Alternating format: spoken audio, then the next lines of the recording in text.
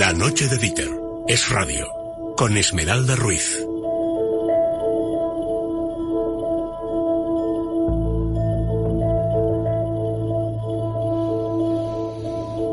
Bueno, una vez aprobados los presupuestos generales del Estado, ya saben, y con el año 2021 a la vuelta de la esquina, este viernes comenzamos ya por fin el año nuevo.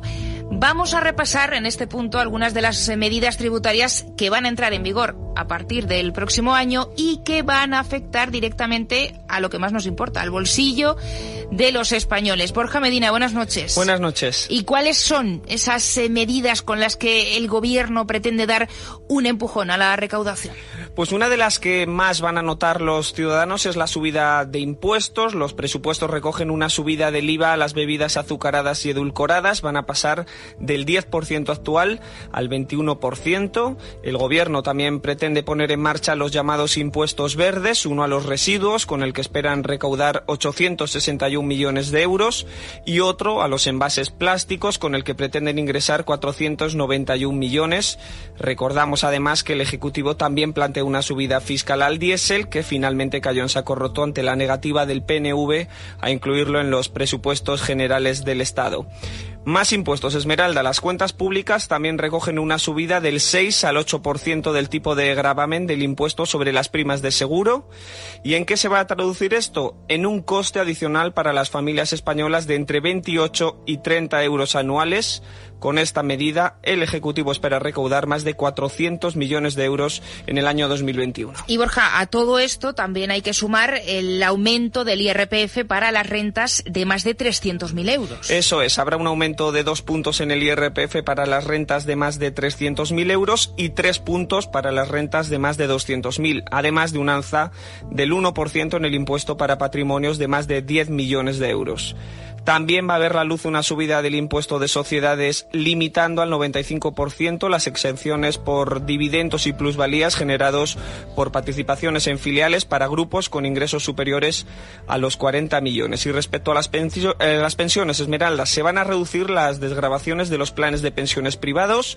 El límite máximo de deducción por las aportaciones pasa de 8.000 a 2.000 euros, una medida con la que Hacienda prevé ingresar 490 millones y que tendrá también un impacto directo en las rentas medias y en los pequeños ahorradores. Y que se quieren comprar un coche, un vehículo, pues ojo también con las matriculaciones, Borja. Sí, porque España va a ser el único de los 5 grandes mercados del automóvil de Europa que no va a modificar el impuesto de matriculación para que no se produzca un aumento del gravamen a partir del 1 de enero, que es cuando entra en vigor el nuevo ciclo de homologación de consumo y emisiones CO2. Italia, Francia y Portugal lo han actualizado para que no se encarezcan los coches con la puesta en marcha del nuevo ciclo de emisiones, pero el Gobierno de España se ha negado a posponer la adaptación del impuesto de matriculación a la nueva normativa. ¿Eso qué significa, Esmeralda? Pues que, para lo que lo entiendan nuestros oyentes, significa que los coches van a encarecer de media unos 800 euros a partir de enero. Ahí es nada. Por último, Borja, 2 impuestos de nueva creación: la tasa Google y la tasa Tobin. La tasa Google gravará un tipo del 3% las grandes empresas con ingresos superiores a los 750 millones a nivel mundial y una facturación en España de más de 3 millones por los servicios de publicidad e intermediación online y la venta de datos elaborados a partir de la información de usuarios. El Gobierno espera ingresar con este impuesto 968 millones de euros en 2021, aunque su alcance va a depender de cómo reaccione la nueva administración de Estados Unidos, que es el país sede de las principales empresas tecnológicas. Y en cuanto a la tasa Tobin, el impuesto sobre las transacciones financieras, entrará en vigor el próximo 16 de enero y gravará con un 0,2% las operaciones de compraventa de acciones de compañías españolas que coticen y tengan una capitalización mayor a 1.000 millones de euros, es decir, prácticamente todas las empresas del IBEX 35 resultarán afectadas. El Gobierno prevé recaudar 850 millones de euros al año y, de nuevo, muchos expertos señalan que los más perjudicados serán los accionistas minoritarios y particulares que quieran apostar por este tipo de valores. Gracias, Borja. Bueno, pues estas son algunas de las medidas tributarias aprobadas por el Gobierno que, como decimos, van a entrar en vigor a partir del próximo año, que eso es este viernes, y que van a afectar directamente a su bolsillo, al bolsillo de todos los españoles. Juan Ramón Rayo, ¿qué tal? Muy buenas noches. ¿Qué tal? Buenas noches. Bueno, el Gobierno va a intentar buscar recaudación hasta debajo de las piedras porque de algún lado hay que sacar para poder sufragar todo el gasto incluido en los presupuestos. Sí, efectivamente, estamos escuchando una retahíla de subidas fiscales que creo que ni siquiera desde la perspectiva normalmente keynesiana de este gobierno tiene mucho sentido, ¿no? El propio Keynes y los economistas keynesianos defienden que en momentos de depresión lo que hay que hacer es apostar por el déficit público, hay que apostar por el endeudamiento. No es que esa sea mi postura, pero sí la de los economistas keynesianos. Y evidentemente subir impuestos para reducir el endeudamiento o para no endeudarte tanto es una política contractiva del crecimiento económico. Puestos a ser contractivos, más valdría recortar el gasto y no subir impuestos, porque recortando el gasto eliminas partidas improductivas, normalmente improductivas, que no generan valor dentro de la economía, como mucho lo redistribuyen pero no lo generan, sí. Y subiendo impuestos lo que haces es cargarte la actividad económica y no tenemos una actividad económica ahora mismo como para ir cargándotela. Bueno, una de las grandes batallas, yo también quería comentar este asunto contigo, una de las grandes batallas que nos espera para este 2021 es la del salario mínimo interprofesional, ya lo hablamos la semana pasada, pero ayer el Consejo de Ministros lo dejaba congelado en los 950 euros, bueno, pues a la espera de llegar a un acuerdo con los agentes sociales, y minutos después salía la ministra de Trabajo en Twitter a venderlo como todo un triunfo, porque así garantizaban, decía Yolanda Díaz, la continuidad de este salario mínimo en los 950. Y esta mañana, yo no sé si lo has podido escuchar, pero escucha lo que ha dicho al respecto en una entrevista en la cadena SER. Mi posición es clara. Yo siempre voy a estar del lado de los más débiles. Y los más débiles ahora mismo son quienes no están acogidos por el convenio colectivo y, por tanto, necesitan del salario mínimo interprofesional. Y digo más, estamos discutiendo por 30 céntimos al día. Me da un poco de tristeza. Yo creo que las empresas españolas pueden soportar, sobre todo, justamente porque hay, ¿no?, dinero público que las está manteniendo. Yo no sé si es más sangrante, Juan Ramón, lo de los 30 céntimos o lo de que hay dinero público que está manteniendo a todas las empresas. Sí, a ver, tiene parte de razón en que no es una subida muy sustancial. Lo que pasa es que venimos de una caída del 70% en los beneficios empresariales. Hay empresas que directamente están perdiendo dinero, por tanto, no es que no puedan soportar 30 céntimos más de gastos al día, es que no pueden soportar nada porque están en pérdidas, y si siguen en pérdidas van a cerrar. Entonces, aumentar todavía más los gastos salariales, aunque sean de los salarios más bajos dentro de la economía española, pues es añadirle más piedras a las espaldas de un sector empresarial que, ya digo, está muy debilitado. Pero, como digo, a ver, la subida no es muy sustancial, pero me parece que este no es el momento de enviar a los empresarios españoles un mensaje de nos importa muy poco la situación en la que estéis, nosotros vamos a seguir con nuestro programa ultra ideologizado y vamos a seguir subiendo impuestos y vamos a seguir subiendo costes empresariales, aunque suponga mandaros a la quiebra, porque eso, ya digo, manda un mensaje bastante nefasto al empresariado español, que ve que no hay un gobierno mínimamente comprensivo con la situación que están atravesando. Pero es que además la ministra emplea un argumento que es bastante tramposo, ¿no? Dice que los perceptores del salario mínimo son los que están peor dentro de la sociedad española. Eso es falso. Los que están peor son los que están en paro o los que tienen un contrato ultra precario que no llegan a trabajar ni siquiera las 40 horas semanales regularmente a lo largo de un mes. Porque aunque se tiende a pensar que la pobreza laboral en España está vinculada con un trabajador a jornada completa que cobre el salario mínimo, eso no es así. La pobreza laboral en España, cuando hablamos de trabajadores pobres, estamos hablando de trabajadores que no trabajan las 40 horas semanales porque el mercado laboral, ya sabemos, genera puestos de trabajo ultra precarios por la regulación laboral y por tanto, pues hay muchos trabajadores que sí trabajan, que trabajan 5 horas a la semana, 10 horas a la semana, y por tanto, aunque esos trabajadores estén cobrando por hora más que el salario mínimo, que en muchos casos es así, a final de mes reciben una cantidad muy inferior al salario mínimo o al equivalente al salario mínimo a jornada completa. Y ese es el gran reto del mercado laboral español, conseguir crear más empleo y más empleo de calidad. Y subiendo el salario mínimo, encareciendo el coste por hora de contratación, lo que no haces es generar más empleo de calidad. Lo que haces, de hecho, es dificultar esa contratación de los sectores más débiles de la sociedad y, por tanto, condenas a más gente o al paro o al subempleo, es decir, a pocas horas trabajadas a final de mes. Yo quería comentar contigo también, antes de preguntarte, Juan Ramón, por tu pronóstico para el año que viene.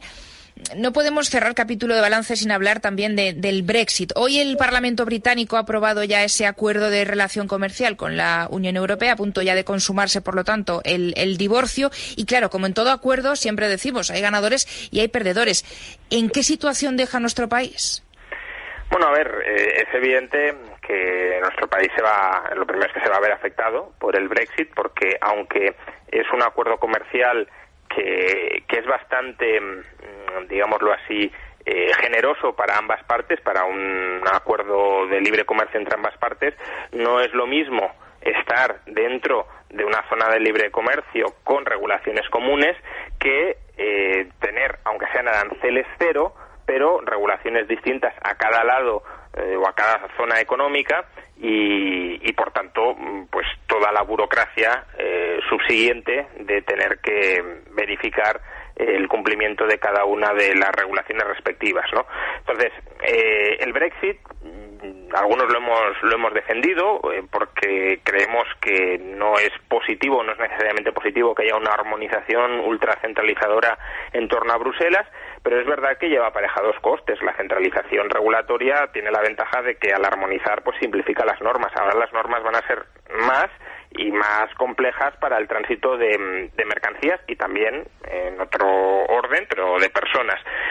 Con lo cual, bueno, el Reino Unido tendrá la ventaja de que dispondrá de mucha más autonomía regulatoria para, bueno, si quiere experimentar un modelo de regulaciones económicas distinto al que le imponía Bruselas, poder experimentarlo y poder crecer por esa vía, pero a la hora de establecer relaciones económicas con Europa, pues va a haber más obstáculos. Y eso probablemente lleve a que Reino Unido, no a muy corto plazo, pero sí a medio largo plazo, va a tender a mirar todavía más, porque no era ni siquiera una economía excesivamente volcada en la Unión Europea, todavía más a países socios comerciales fuera de la Unión Europea, y eso va a afectar también claramente a la economía española, porque si Reino Unido se relaciona más con otros que no están en la Unión Europea, pues también se dejará de relacionar con nosotros y es uno de nuestros principales ahora mismo socios comerciales, con lo cual nosotros también deberemos empezar a buscar otros a medio o largo plazo. Imagino también, Juan Ramón, que el hecho de que la economía, bueno, pues ahora esté más afectada también por la pandemia, ¿esto cómo va a repercutir para sentar los cimientos de la futura relación con el Reino Unido? ¿Esto va a ayudar? ¿Lo va a poner más fácil? Bueno, a ver, la pandemia lo que ha hecho hasta la fecha ha sido, de alguna manera, cortar los flujos comerciales, replegar la economía hacia el interior, porque ha habido un corte del consumo, del gasto bastante importante, y en muchos países ha habido un cierre proteccionista para, bueno, controlar lo que entraba y lo que salía, si eran recursos estratégicos o si no lo eran.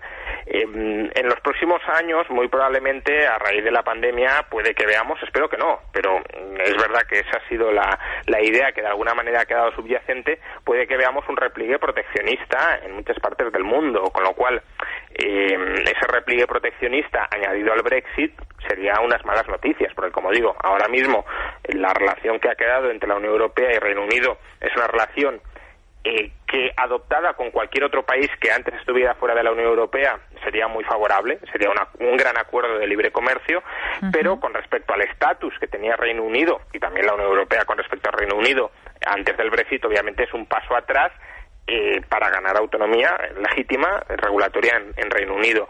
Claro, si ya vamos atrás en esa facilidad de comercio y además le añadimos un posible repliegue proteccionista a raíz de la pandemia, pues eso sí serían malas noticias que, ya digo, habría que intentar evitar intelectualmente, ¿no?, en el debate público, que la globalización saliera dañada y retrocediera.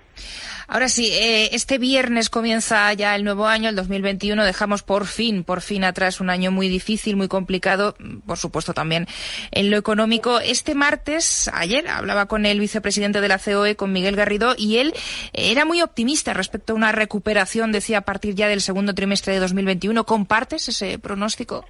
Sí, a ver, todo va a depender primero, de si hay una tercera ola muy intensa o no la hay, y segundo, de la vacunación. Si la vacunación es muy amplia, generalizada y rápida, y por tanto nos inmunizamos frente al virus y podemos normalizar nuestras relaciones sociales y económicas, sí, creo que la recuperación puede ser incluso artificialmente intensa.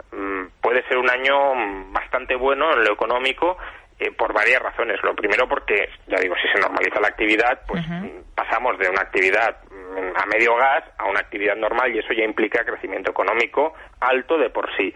Segundo, durante los últimos meses las familias, las que han podido, pero en general el conjunto de las familias, han ahorrado bastante. ¿Por qué han ahorrado? Pues porque por lo que podía pasar, ¿no? Entonces hay mucho ahorro precaucionario que, si la economía se normaliza, probablemente se libere para empezar a ser gastado.